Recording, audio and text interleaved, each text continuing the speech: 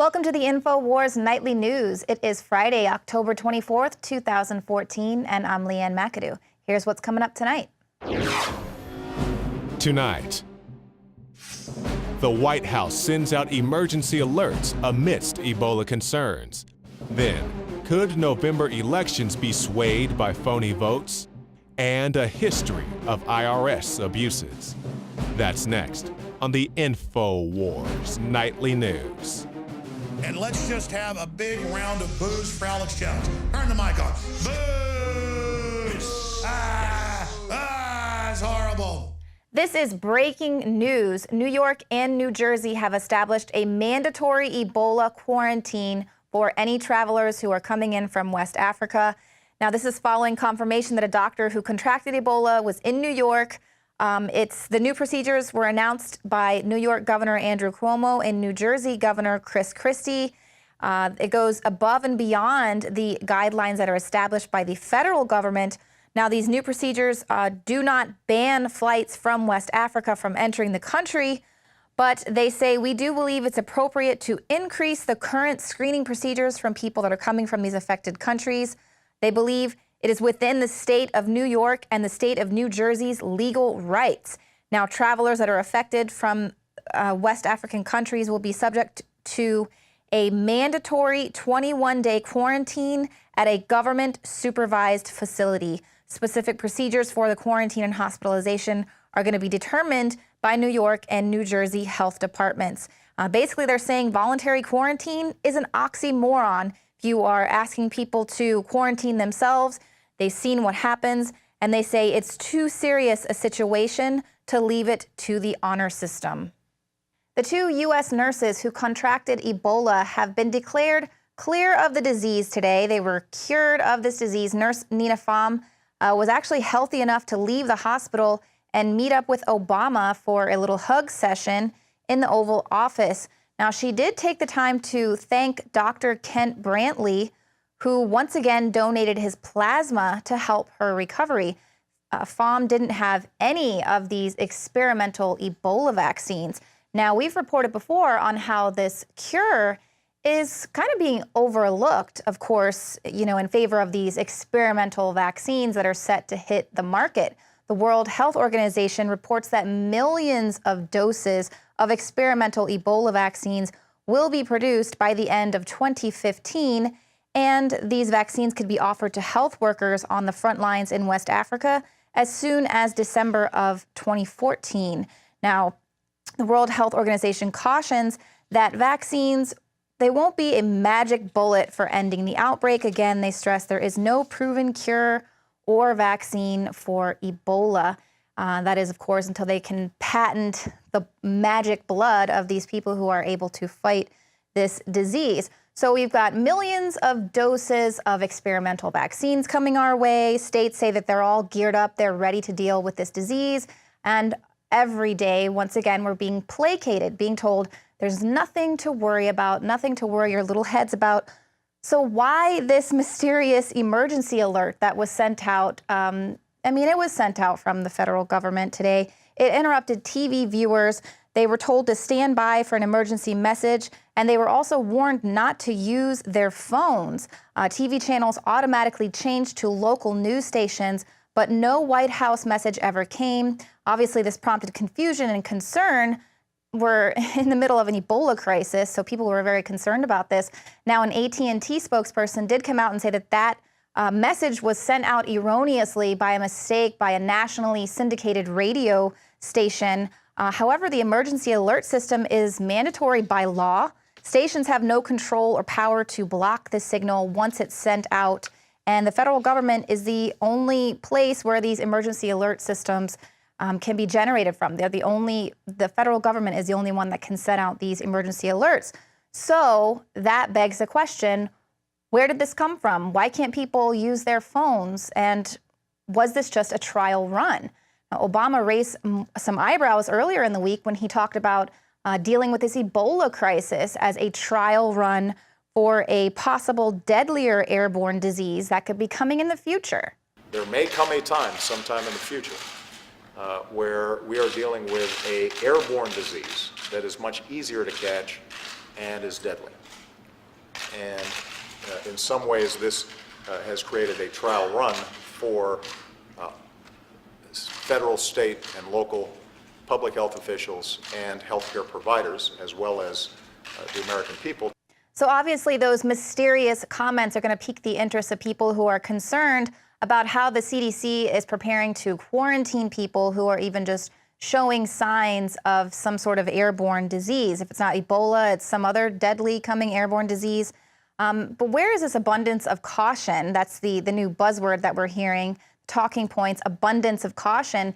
Where is the abundance of caution being used when we are looking at shocking video of police officers there in New York? They were dumping their protective gear in a public trash can after leaving the area near the apartment of the Ebola doctor, Craig Spencer. Now, the clip shows the officers placing their gloves, face masks, and caution tape in the trash, and then they're just walking away from the scene outside of his apartment. Now, it's not known whether these two officers were actually inside of the apartment or if they were just clearing things that were from outside of it, but come on, I mean, wouldn't you at least not want to help spread the contagion of fear by dumping your hazmat materials in a public trash can right there, an open air trash on the streets of New York? But the CDC has once again reassured us that their response to this Ebola outbreak has been more than effective. All the measures they're taking have been more than effective. Absolutely no irony today when they said this during the House committee hearing on the Ebola response. No irony in the fact that both Thomas Duncan and this new doctor both made it through the enhanced screening. Now, here's a tweet from the CDC last night confirming that Dr. Spencer went through the new enhanced screening at JFK. Tony Cartolucci writes, because of Ebola's incubation period, screening at airports is perhaps the least effective measure a state could put in place. And this is, of course, what we've been saying this entire time, and it just really doesn't make any sense. This honor system of people self-quarantining is not working, let alone the guy couldn't even make it the full 21 days of this self-quarantine. He had to go bowling. But even those people that were there defending the whole self-quarantine can't make any sense of this. He called authorities and was isolated very expeditiously. So you don't think he was contagious those 48 hours before? From what we understand, people are infectious when they have a fever, not beforehand. So why did you close the bowling alley? Why did they, put other people in quarantine? If he's not contagious until he showed a fever and he's a doctor and he says he didn't have a fever until that morning, why did you have to shut down the bowling alley? You know, it's a good question, and I think it gets to your issue of confidence. We really want to move in an abundance of caution. The bowling alley is closed so that it can be cleaned and decontaminated out of abundance of caution, and I expect it will be open and people will be bowling in the not too distant future. You could have gotten sweaty, right? And you can transfer this via sweat, right? For that secretion could actually hold the Ebola virus for some time, correct? So the bowling alley is being cleaned out of an abundance of caution, yes. So there's no way, nobody has to worry that was at the bowling alley the night before. You can't catch it from bowling. They're just quarantining the entire facility and decontaminating it out of an abundance of caution. But there is no abundance for the troops. Now, this is where it gets weird. 3,000 plus troops are being sent to West Africa with insufficient training. We've already reported they're getting about 4 hours of Ebola training. And if by chance one of these soldiers does come in contact with the disease and it does come down with Ebola-like symptoms, well, let's hope that they're lucky enough to catch a flight. Okay. How many aircraft are outfitted to move these individuals out of country in the event that this happens? So for controlled movement, any aircraft can do, because as has been pointed out, they're asymptomatic and not contagious at that point. So any aircraft can do. At the present time, the only aircraft that can move the symptomatic patients is the State Department's Phoenix Air contract that you've seen moving the other Ebola. And how many patients can that aircraft hold? We're told, well, the aircraft can hold one at a time and can do 4 movements a week at this point. 4 movements a week? Yes, sir. Is that sufficient? No, there is no need for an abundance of concern when it comes to protecting the lives of our troops who are once again putting their lives on the line to help with this health crisis. No, they only need that abundance of caution when they are disappearing patients from hospitals or sending out emergency alert system, accidentally, or of course instructing healthcare workers and public servants to not even use the word Ebola. So something is definitely up, but I don't think we're going to really get to the bottom of it until after the elections.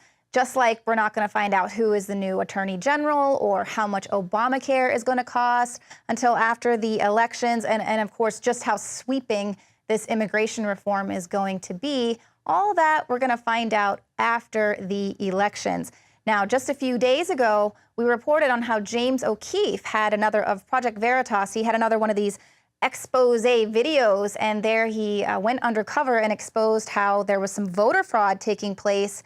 You'll recall that the directors of some liberal groups that are funded by Democratic super PACs were giving James the go-ahead and the thumbs up to fill in unused ballots. Well, today, James has announced that his Facebook account has been disabled. The whole thing has just been disabled. So, of course, Zuckerberg must have gotten the call from his buddies there in the White House to disable this account until after the elections, of course. Now, why does this matter? Why does this matter? Who are these people that are trying to shut down anything that could show potential voter fraud? Well, fake votes could swing the election. Now, Washington Post is even asking if votes from non-citizens could decide who is going to win in the November midterms. Now, data shows that a small percentage of non-citizens or, illegal aliens will actually vote, but enough do that their participation can change the outcome of close races. So that's, of course, why they're going to play down Ebola and everything else until after the election, because Obama's triple punch is going to hit America in the gut after November 4th. Now, no matter who wins or loses on Election Day, President Obama is ready with a big new push of his radical agenda the very next day.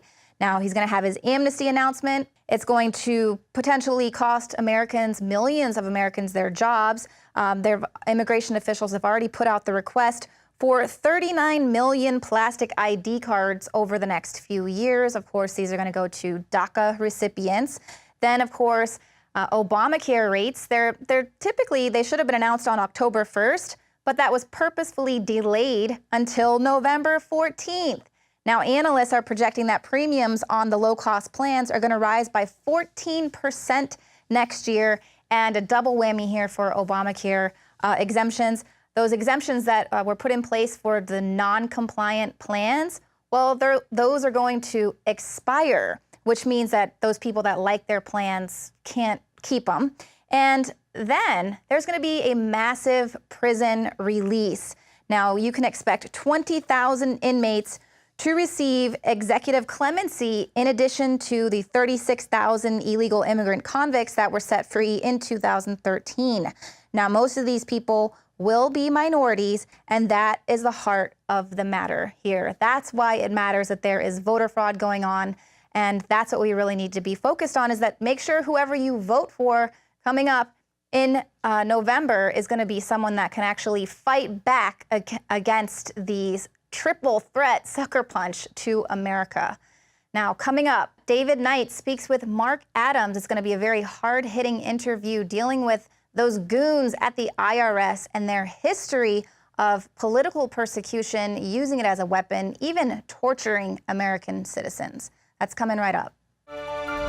DNA Force. When cells become toxic, they die early and aging sets in. DNA Force. No one has put together a formula that focuses directly on brain health, nerve growth factors, and optimizing your cellular energy at the same time. Just one of the key compounds, BioPQQ, is backed by major clinical studies. DNA Force. We now have the synergistic solution. Secure your DNA Force today at InfoWarsLife.com or call toll-free 888-253-3139. DNA Force.